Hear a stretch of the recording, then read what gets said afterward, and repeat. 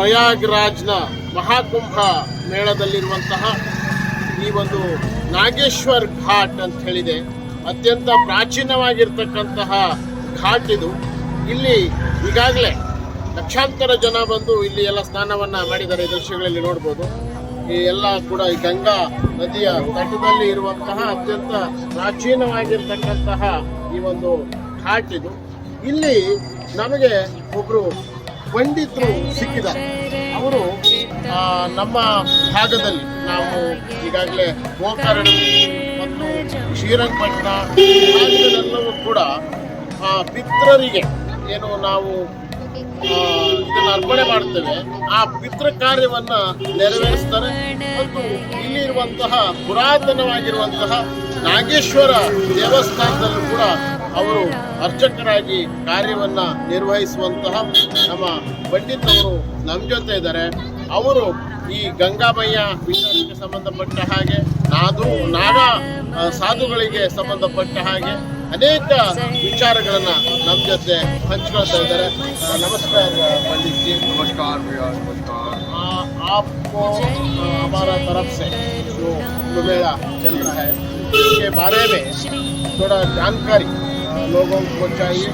ये कुंभमेले के बारे में आज तक लोग समझ चुके हैं, लेकिन ये नागा साधु जी है ना, इधर आते हैं वो सब कब वापस चले जाते हैं और क्यों वापस चले जाते हैं, ये सभी लोगों को एक क्यूरियोसिटी है। इसलिए आपसे विनती है, गंगा मैया के बारे में आप इधर ही रहने वाले हैं, गंगा मैया के तट पे रहने वाले भाग्यशाली है आप, इसलिए आप ये गंगा मैया के बारे में हमारा प्रेक्षकों को जानकारी दें।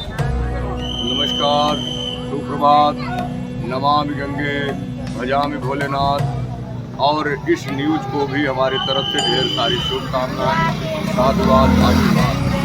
जैसा कि हम सभी 14 साल बाद जो अमृत महोत्सव मना रहे हैं, यह जो है हम जैसे सनातनियों के लिए देश विदेश से आए हुए भक्तों के लिए ढेर सारी शुभकामनाएं और शुभ आशीर्वाद। यह पतित पावनी गंगा मैया, गंगा, यमुना और सरस्वती जी को त्रिवेणी कहते हैं। इनकी 3 धाराएं हैं और इनका संगम माने होता है मिलन। 3 धाराएं हैं, जब एक साथ मिलती हैं तो उसी का स्वरूप है संगम। यह पतित पावनी गंगा मैया, यह हमारी माता है, पूरे संसार की माता है, जगत है माता है। और इसका देश विदेश में जो है इस गंगा मैया के प्रति बहुत आस्था है।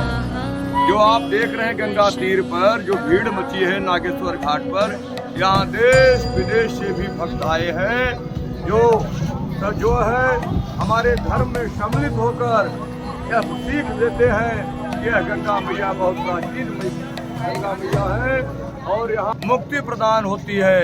जैसा कि हमारा गरुड़ पुराण कहता है कि यदि हमारे अंतिम समय में जीव के अंतिम समय में इस जिह्वा से गंगा मैया के नामों का स्मरण हो या इस मुख में गंगा का एक भी बूंद हमारे अंदर चला जाए तो हमें विष्णु लोक प्राप्त होता है। ऐसा हमारे गंगा की महिमा है। वेद में, शास्त्र में, उपनिषद में और जो है भागवत महापुराण में और जो कि गरुड़ पुराण में हमारे गंगा मैया की विशेषता के बारे में बताया गया है। इस प्रकार से हमारी स्वयं की माँ होती है जो हमें जन्म देती है। जब हम बच्चे रहते हैं तो हमारे लालन पालन में कहीं भी चूक नहीं करती। वह बच्चे को जो है सूखा में सिला देती है, लेकिन अपने को गीला में रहती है। बच्चे का जो मल मूत्र है माँ वहाँ सो लेती है, लेकिन अपने बच्चे को जो है सूखे में सुला देती है। वही महिमा हमारे गंगा मैया की। लेकिन हम लोग जैसे जैसे बड़े होते हैं माँ के उपकार को भूल जाते हैं। और आप देखिए महादेव पत्रकार साहब, जो भक्तगण आए हैं उसमें से कुछ लोगों ने क्या क्या कर्म किए हैं गंगा मैया में दिखाइए। और जो है वस्त्र छोड़ दिए हैं, चड्ढी गंजी बनियान छोड़ दिए हैं। गंगा मैया में जो है गंगा मैया को जो है पूरे दान कर दिए हैं। जो हमारे पूर्वजों ने, जो हमारे बाप दादाओं ने माँ गंगा की संस्कृति को बचाए रखा, उसमें से कुछ लोग जो है माँ की गंगा को संस्कृति को बचाए रखे हैं, लेकिन गंदगी करने की इच्छा की।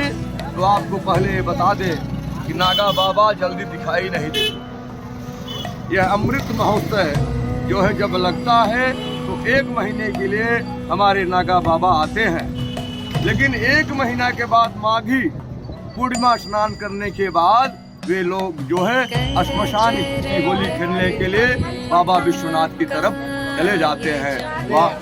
मेरा ये है, हम सामान्य लोग जो है वो होली खेलते हैं ना, वो नागा बाबू का बाबा के बारे में आप बता रहे हैं, वो श्मशान के होली खेलते हैं। ये क्या है श्मशान? ऐसा है, वे लोग भगवान शिव को ही अपना आराध्य मानते हैं। और भगवान शिव देखिए हमेशा श्मशान में ही विराजमान रहते हैं।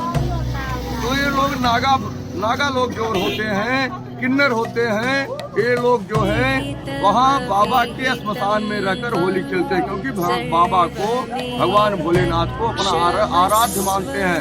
तो बाबा जब श्मशान में रहते हैं तो वह श्मशान की होली ही, श्मशान की जो राख होती है उस राख से जो है बाबा की होली खेलते हैं और अपने ऊपर उस राख को डालते हैं। इसलिए नागा लोग जो है बाबा विश्वनाथ में जाकर वहाँ श्मशान में रहकर बाबा विश्वनाथ की पूजा करते हैं और बाबा विश्वनाथ के साथ होली खेलते हैं। और जो है वह होली जो है खेलते हैं, आप लोग देखिए वहाँ पर जो है जो भभूत रहता है बाबा विश्वनाथ का, जो अपने शरीर को में धारण करते हैं। अपने शरीर में लोग भभूत क्यों धारण करते हैं? क्योंकि उनके इष्ट का जो है वह भभूत उनको प्रिय लगता है, उनके इष्ट को, इसलिए वो लोग भी अपने शरीर में धारण करते हैं और उस भभूत से बाबा भोलेनाथ को प्रसन्न करते हैं, उनके ऊपर वो लोग चढ़ाते हैं और उस भभूत को अपने शरीर में लगाए रहते हैं। वह होली खेलने के बाद वे लोग जो है केदारनाथ की तरफ प्रस्थान करते हैं। वहाँ की गुफाओं में रहते हैं, वहाँ की पर्वतों में रहते हैं, इसलिए हमें आपको साधारण ढंग से दिखाई नहीं देते। लोगों का वो भी देख रहे हैं, ये लाखों नागा साधु एक बार इधर आ जाते हैं, बाद में उनको किधर चले जाते हैं, वो गायब हो जाते हैं ना, वैसा क्या है क्योंकि लोग भी पूछता है। ऐसा है, वे लोग जो है केदारनाथ की तरफ होते हैं, वे लोग यहाँ पे नहीं रहते। लोग जो है जीवन पर्यंत जो है कंदराओं में रहते हैं, गुफाओं में रहते हैं, पर्वतों में रहते हैं और जो है वहाँ पर रहकर वे लोग अपना जो है जीवन बिताते हैं। यहाँ सिर्फ जो है विशेष पर्व पे ही आपको दिखाई देते हैं। आप देखिए जब गंगा का 14 साल के बाद जब पर्व मनाया गया, यह जो है अमृत महोत्सव मनाया गया, तब लोगों के बीच दिखाई देते हैं, नहीं तो 5 साल के बाद दिखाई देते हैं। उसके बाद यहाँ से आने का और देखिए एक विशेषता है उनकी, मैं बता रहा हूँ, जो किसी को पता नहीं होगा। वे लोग जो है यहाँ स्नान करने के बाद जब काशी में स्नान करते हैं तब उनका जो है महाकुंभ पूर्ण होता है। ऐसा वो लोग कहते हैं कि यहाँ स्नान करने के बाद, माँ गंगा का स्नान करने के बाद, जब तक बाबा विश्वनाथ की नगरी में जाकर गंगा में स्नान नहीं करेंगे तब तक उनका जो है महाकुंभ पूरा नहीं होता। गंगे मैया, गंगे मैया, मैं आचार्य पंडित ओम प्रकाश, शिक्षा शास्त्री, प्रयाग जो है नागेश्वर घाट, और अपने मित्र जो है, हमारे मित्र जो है, जिनको जो है ढेर सारी शुभकामनाएं देते हैं। इन्होंने जो है नागेश्वर घाट, माँ गंगा के बारे में जानना चाहा और अघोरियों के बारे में जानना चाहिए चाहा और नागा बाबा के बारे में जानना चाहिए चाहा, इनको ढेर सारी शुभकामनाएं प्रदान।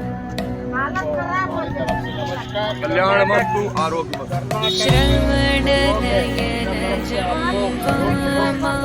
गंगा घाट से सभी कर्नाटक वासियों को ढेर सारा शुभ आशीर्वाद ಅವರು ಇಲ್ಲಿನ ಪುರಾತನವಾಗಿರ್ತಕ್ಕಂತಹ ನಾಗೇಶ್ವರ ಘಾಟ್ನಲ್ಲಿ ಎಲ್ಲ ಅವರಿಗೆ ಹೇಳಿದ್ರು, ಗಂಗಾ ನದಿಯನ್ನ ಮಲಿನ ಮಾಡಬೇಡಿ, ನಮ್ಮ ಪ್ರಾಚೀನವಾಗಿ ಉಳಿಸ್ಕೊಂಡು ಬಂದಿರ್ತಕ್ಕಂಥ ಒಂದು ಸಮೃದ್ಧವಾಗಿರ್ತಕ್ಕಂಥ ಸಂಪತ್ತದು